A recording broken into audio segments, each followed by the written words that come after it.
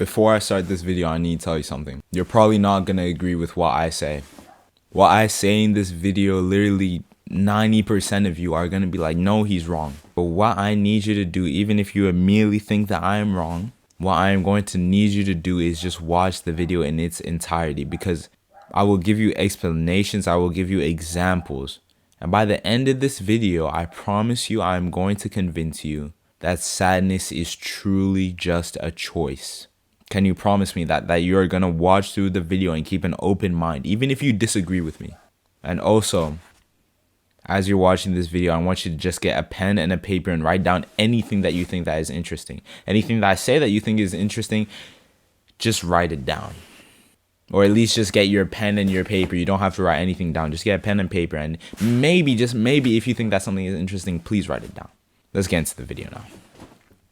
So imagine this. It's a Monday, and school is starting the next day. You think to yourself, hey, let me go and check my timetable. Let me check what my timetable is, just to be safe, just so that I don't go to the wrong class. So you go to the school website. You're checking what subjects you have. And then you see that Thursday is the worst day of the week, and that by the end of Tuesday you're going to be ready for another holiday. Then you see that you have some email notifications. You check those, and it's about all of the assignments that the teachers have already set for you. All those emails that you see, that's just teacher said assignment, teacher said assignment, teacher said assignment. Are you serious? School hasn't even started yet, you think to yourself. Then as you scroll down, just checking through these assignments, you see an email from your English teacher saying that an assignment is due Friday. And it's a pretty big one. Your eyes go wide. You quickly realize that the assignment that he was referring to, that your English teacher was referring to, is an assignment that was set before the holiday. You had said that you're going to finish it all sometime during these 3 weeks. Even though it was a group task, you said, oh no, don't worry about it, guys, I'll finish it all. But you completely forgot about it. You completely forgot, and now you have to rush it. 2 days later, it's Wednesday. You're in your bedroom working on the assignment. Your mom then comes in. Knock, knock, knock. How's your day at school? She asks. Good, you answer. How's your day at work? You ask her. Good, she answers. What are you working on?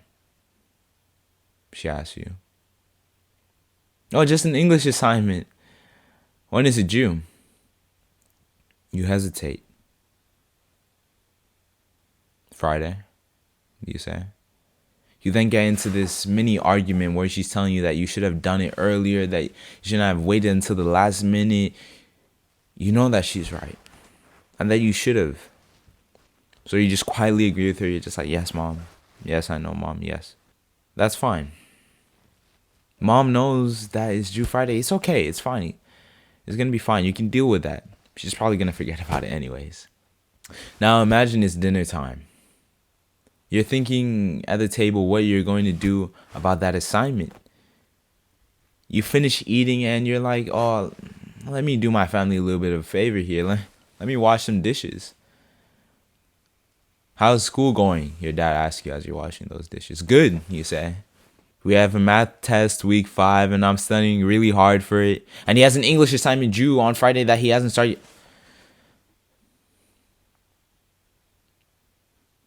Your mom cuts you off with no warning.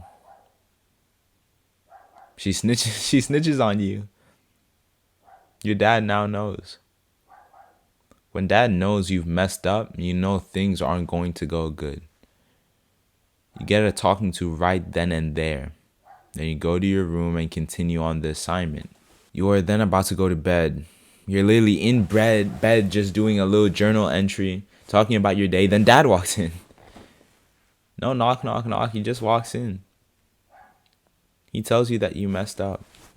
He asks you how on earth you could have forgotten, how you could have conveniently forgotten when you have papers all over your room.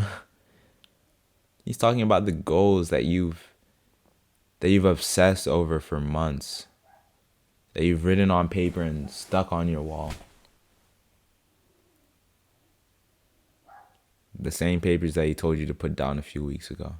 He talks to you in a way that just makes you go completely blank.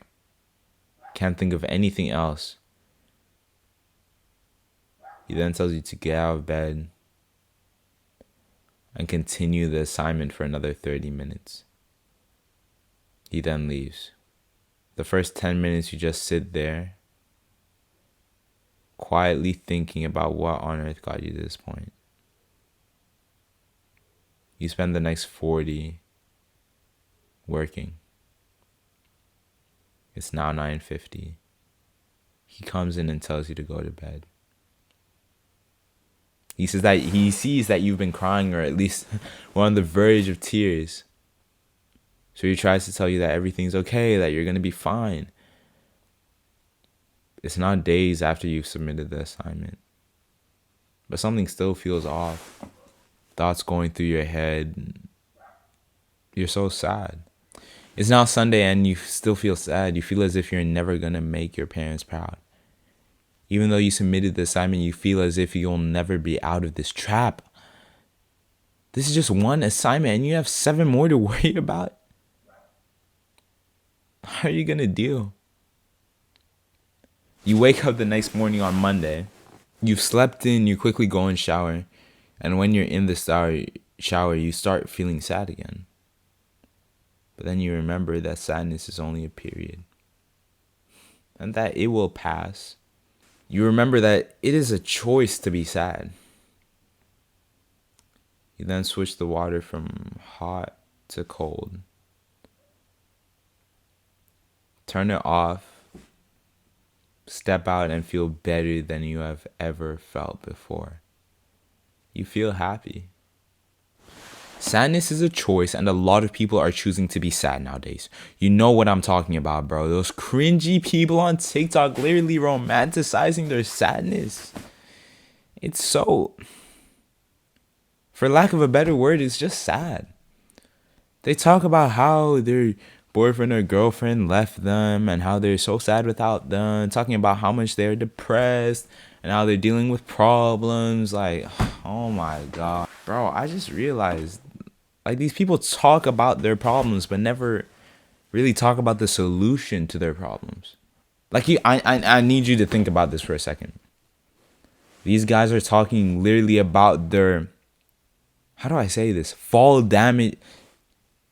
Jumping off a bridge and dying to fall damage thoughts in game. Literally talking about clicking exit on their game. They delete all their socials saying that it's for their mental health. They then come back saying that they are better, but they never say how they are better. Don't some of them think that writing about small things that they did could help someone? Talking about these small things could help someone? What if instead of saying bye and then saying hi 2 weeks later without any explanation on how they got better, they said bye, then came back and made some content about things that help them, made content about mental health, physical health, overall health? I know, bro, it may be a big ask for some people because what you go through is your business, not the world's, bro. Don't get it twisted. It's your business, not the world's. But if you're so happy about romanticizing your bad mental health, then surely you're okay with telling people about how to beat those bad mental health challenges, right? How is all of this related to sadness being a choice? Prodigy, how on earth is creators talking about romanticizing sadness, you forgetting about an assignment, and TikTok at all related to sadness being a choice? Shut up, bro. Shut up for 2 seconds. It's all related because it's all connected.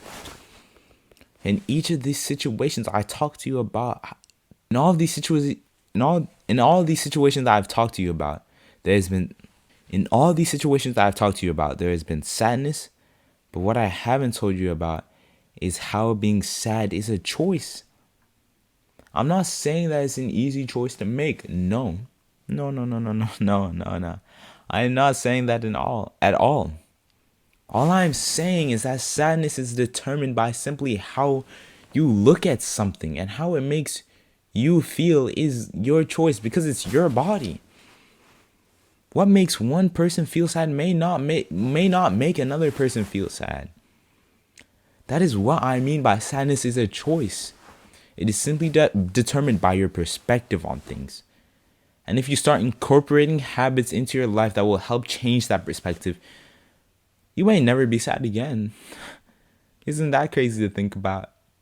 The first habit that I'd like to talk to you about is gratitude journaling. One powerful strategy that can help you immensely in choosing happiness is keeping a gratitude journal. Gratitude journaling can reprogram your brain to focus on positive aspects and shift away from those negative things that you dwell on. It's a practical way to train your mind and appreciate the good things in your life. Here's how to practically start gratitude journaling literally today. Daily gratitude list. Set aside a few minutes every day, literally 3 minutes, preferably in the morning or before you go to bed, to write down three or 5 things that you're grateful for. They can be simple things like being like a beautiful. They can be simple things like a beautiful sunrise, a compliment from a friend, a delicious meal, or a moment of laughter. Literally just saying, I'm grateful for my mom because she gave me a hug today. I'm grateful for her because she gave me a hug today. I'm grateful for my mom because she took me to school and she packed my lunchbox. Like, I'm 15 years old and my mom's still packing my lunchbox. That's crazy. Anyways, next thing to practically start doing it right now is highlight positive events. Take note of positive events or experiences that happen throughout the day. Whether something good happens, jot it down in your notebook. This helps you become more mindful of the positive aspects of your life. Literally, bro, it's scientifically proven, bro, that I'm pretty sure it's a third of our, no, not, it's 2/3 of our thoughts that are negative. 2/3. We can so easily change this if we just start gratitude journaling. Remember, gratitude journaling is not just about writing, but also about genuinely feeling grateful for the things that you jot down. Over time, this practice will wire your brain to focus on the positive, even during challenging moments, especially during challenging moments. That's when we need it most, making it easier to choose happiness over sadness. You need to realize that sadness is periodic, and so is happiness. Life is a balance of ups and downs, just like a roller coaster ride. It is crucial to understand that sadness, like happiness, is temporary. We always we're in a happy moment, right? And some of us, don't lie, bro. Sometimes you're like, oh, this is so good, but it's going to end sometime. But when it's sad, it's a sad moment. You never think, oh, this is going to end sometime. You're thinking, when is this going to end? It's all temporary. Imagine life as a series of seasons, each with its unique challenges and joys. Just as the winter eventually gives way to spring, your moments of sadness will also pass, and happiness will flower.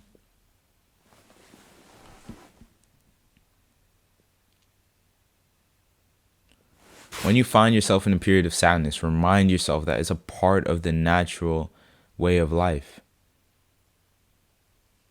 When you find yourself in a period of sadness, remind yourself that it's just part of the natural flow of life.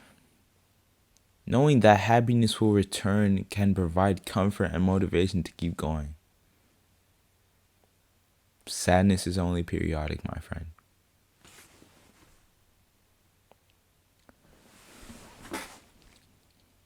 Now this might be the biggest one. You need to create good habits that stick with you when you're sad.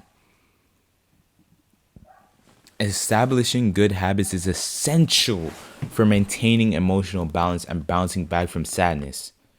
These habits can serve as anchors during difficult times, helping you stay on track and helping you regain happiness. Here are a couple practical habits that you can incorporate to your life, which, if they stick with you when you're sad, these sad periods of your life will be shortened as a result of it. First, not even negotiable, Exercise regularly. Physical activity is a powerful mood booster.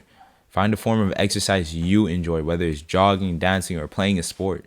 Calisthenics, mate, doing parkour, anything. You just need to get active. Aim to exercise at least 3 to 4 times a week, and don't be too hard on yourself if you miss a day. Don't be too hard, mate. But also don't be like, I missed a day, it's fine. You need to make sure that you stay consistent. The second thing, meditation practice. Meditation can calm your mind and reduce stress and anxiety. Start with just a few minutes of mindfulness meditation every day. Find a quiet spot, sit comfortably, and focus on your breath. Allow thoughts to come and go without judgment. I highly recommend that you use the app. What's the app's name, mate? I actually forgot. Wait, let me check real quick. Medito. That's the app. Medito is literally such a good app, bro. I've been using it for months. It's great. And it also has like a little streak thing so that you can keep track of how many days that you've stayed meditating, which is really good.